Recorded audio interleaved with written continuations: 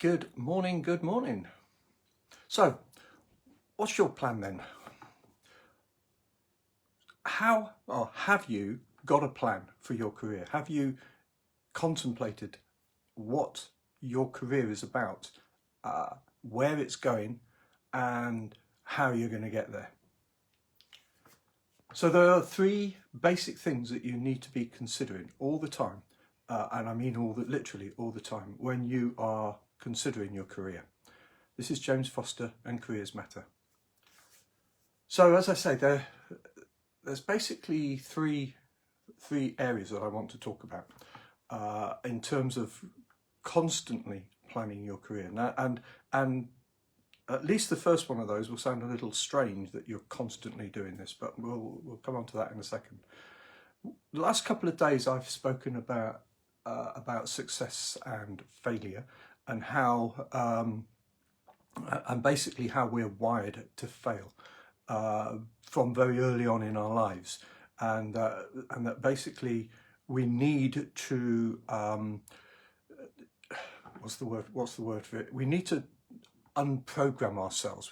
Good morning, Angela. We need to unprogram ourselves. So that's been the theme. Now what I want to talk about is programming, how you program yourself. And I'm talking specifically about careers. So whilst there's a lot of what I say has been drawn from other areas, this is all about career management.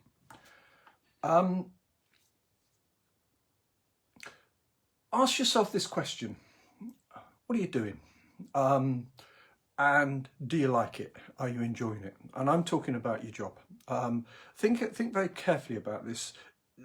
Do you enjoy the job that you're doing? And are you good at it? Those are perhaps the first two questions that when you're planning your career that you really need to start to consider. And the reason why they are the first two things that you should consider is because if you're no good at what you do and you're not enjoying it, then it's not a career. It's just a job. So the very first thing that when it comes to planning a career, we can talk about goal setting, and we can talk about how we're going to reach certain targets and things like that. That's a different point. We're moving that aside at the moment. We're coming right back to basics, and then the basic thing here in your life is the job that you're doing the right job for you? And as I said a couple of minutes ago, this is one key area that we need to continually monitor, because we change. Everything about us changes as we grow through our lives. Our hopes, wishes, and dreams change. Our lives change. Usually in a career, if you look at your career path, it follows your life path. You start off as a young single person from university, normally, and you progress to being a couple, and then maybe marrying or having children, or whatever the pattern is. But with that, your what you do and what you enjoy doing changes as well, and the need changes, and that's quite important to consider. So at every step along the way, when you're planning your career, you really need to examine very carefully that are you good at what you do, and are you enjoying what you're doing? Very important points that most people tend to forget. Because the facts are that we normally just drift into a career. We're actually asked to make career decisions at a time in our life when we're not actually ready to make those career decisions, because we don't have any experience. And teenagers change quite readily and rapidly in what they want and what they think and what they need. And I know in my life, when I was growing up at that age, I had all sorts of ideas of what I wanted to be, and none of it was what it turned out to be. But so the point that I am making is that you don't fix yourself ever into just one mold. That mold is going to change as you change, and as you develop, and you should be changing that mold as well. Obviously, there is a a base level of your skills and experience that you'll build on. Of course there is, you know, so if you get into, in my day, it was electronic engineering, more so today, where it becomes computer related, internet related skills, and you know, so development skills and that sort of thing. Back in my day, it was all about the basic principles of electronics and things like that, and that was what I got into when I left school and got into the Royal Navy, and I became an electronics engineer.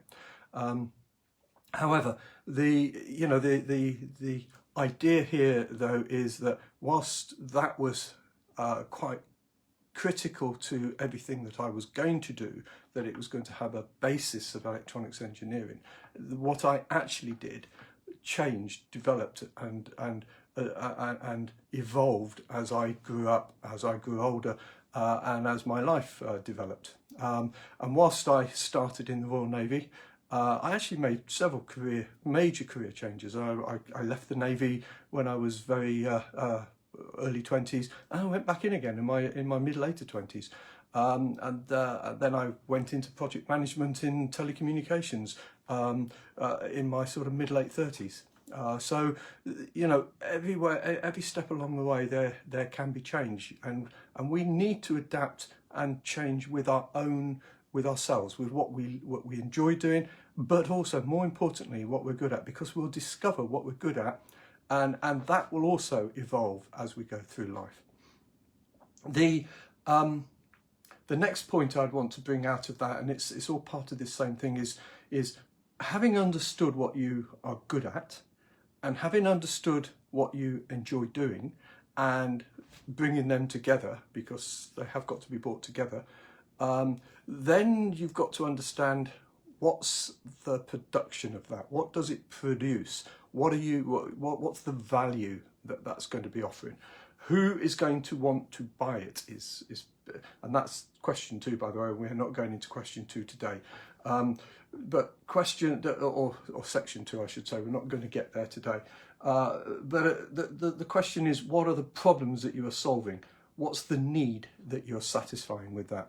And to really understand what that is, and therefore, what that really comes down to then, who is going to want to buy you?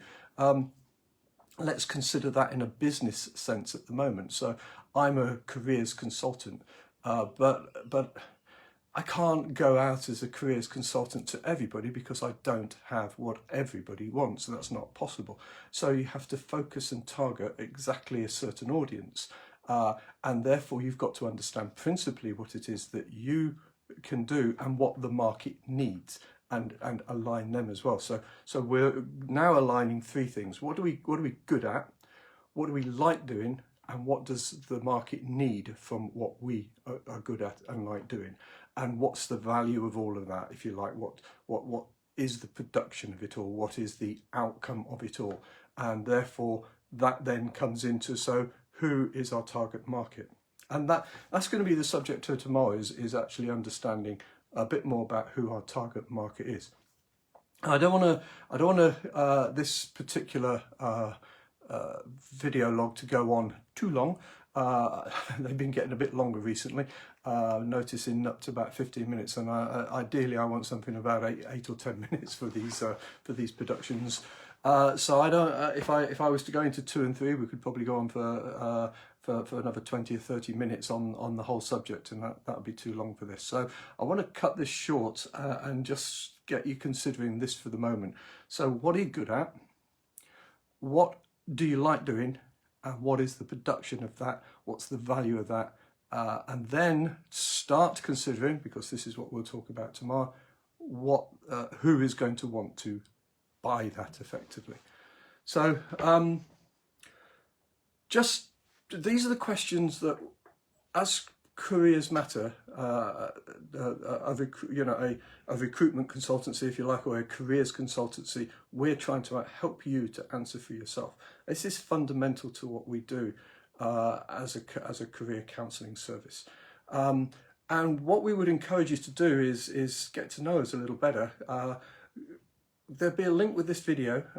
Why don't you schedule yourself a 20-minute call where we can talk a little bit more about you and about what your hopes and needs are, and see if there's some value that we can add in your career planning. So this is James Foster and Careers Matter.